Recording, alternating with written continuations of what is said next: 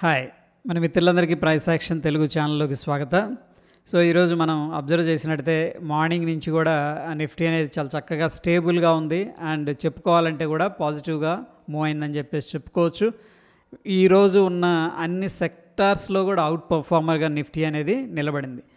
అయితే ఫ్రెండ్స్, ఇక్కడ మనకి ఏదైతే రెడ్ లైన్ కనిపిస్తుందో ఇది వచ్చేసరికి పిఎస్యూ బ్యాంక్స్. ఒకనొక టైంలో 10:30 దాకా పిఎస్యూ బ్యాంక్స్ కానీ మిగతా అన్నీ కూడా స్టేబుల్గా ఉన్నాయి.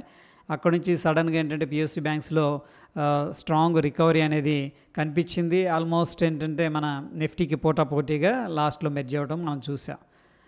ఇంట్రెస్టింగ్గా ఏంటంటే రియాలిటీ సెక్టర్ ఏదైతే ఉందో రియాలిటీ సెక్టర్లో 230 దగ్గర నుంచి కూడా కొద్దిగా డ్రాప్ అనేది జరిగింది చూడండి. సో వీటిల్లో మనం క్లియర్గా ప్రాఫిట్ బుకింగ్ జరుగుతున్నట్టు తెలుస్తూ ఉంది.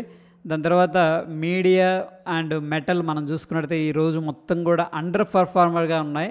వెరాజ్ ఏంటంటే మిగతా అన్నీ కూడా ఎంతో కొంత స్టేబుల్గా ఉన్నాయి.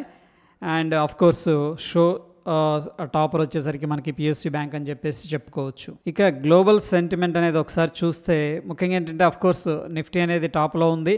దాని తర్వాత యూఎస్కి సంబంధించిన US30 అంటే డౌ జోన్స్ ఇండస్ట్రియల్ యావరేజ్, ఇది కూడా యూఎస్కి సంబంధించిన బెంచ్ మార్క్, ఇది కూడా పాజిటివ్గానే కనిపిస్తుంది.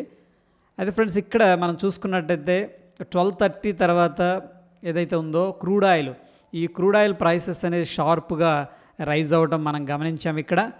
సో క్రూడ్ ఆయిల్ కూడా ఆల్మోస్ట్ ఏంటంటే టాప్లో ట్రేడ్ అవుతుంది అండ్ డాలర్ ఇండెక్స్ కూడా ఆల్మోస్ట్ ఏంటంటే టాప్లోనే ట్రేడ్ అవుతుంది.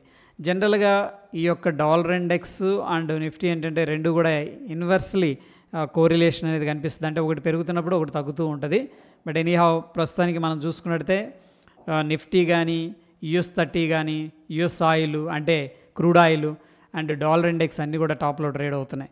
వెరాజ్ మనం అబ్జర్వ్ చేస్తే ఎప్పుడైతే క్రూడ్ ఆయిల్ రైజ్ అవ్వటం మొదలుపెట్టిందో అండ్ ఆఫ్ కోర్స్ ఏంటంటే ఇక్కడ గోల్డ్ అనేది మార్నింగ్ అంతా కూడాను ఫ్లాట్గా ఉంది.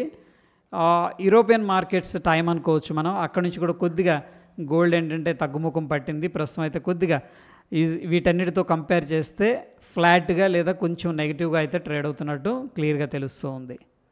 ఇక నిఫ్టీలో హెవీ వెయిట్ ఉన్న కంపెనీలన్నీ కూడా మనం ఇక్కడ యాడ్ చేసుకోవడం జరిగింది. దాంట్లో ఈరోజు L&T and state bank of India చాలా చక్కగా పర్ఫామ్ చేసినట్టు మనకు క్లియర్గా తెలుస్తుంది. కొద్దిగా మనకి HDFC బ్యాంక్ అయితే ఏది 12:30 నుంచి మార్నింగ్ నుంచి కూడా 11 o'clock నుంచి కూడా కొద్దిగా నెగిటివ్ వైపే ఈరోజు ట్రేడ్ అయినట్టు తెలుస్తుంది HDFC బ్యాంకు.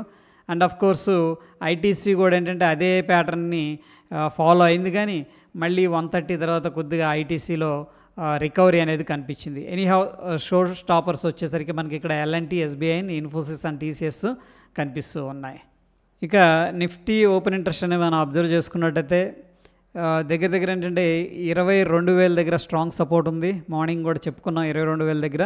దాని తర్వాత మనం చూస్తే 22,500 కానీ 550 దగ్గర కానీ కొద్దిగా రెసిస్టెన్స్ ఉన్నట్టు నిఫ్టీలో క్లియర్గా మనకు తెలుస్తుంది. సో ప్రస్తుతానికి ఏంటంటే వెరీ క్లోజ్ టు 22,500 కానీ 22,600 దగ్గర ఉన్నాం. కాబట్టి ఈ లెవెల్స్ అనేది మనకి ఇమీడియట్గా అట్లీస్ట్ షార్ట్ టర్మ్ కోసం రెసిస్టెన్స్గా మనం కన్సిడర్ అయితే చేసుకోవచ్చు. ఇక బ్యాంక్ నిఫ్టీ మనం అబ్జర్వ్ చేస్తే 48,000 దగ్గర స్ట్రాంగ్ సపోర్ట్ కనిపిస్తుంది. రెసిస్టెన్స్ అనేది కనిపిస్తుంది. చాలామంది ఏం చేశారంటే లోపలికి వచ్చి కూడా కాల్స్ అయితే సెల్ చేశారు.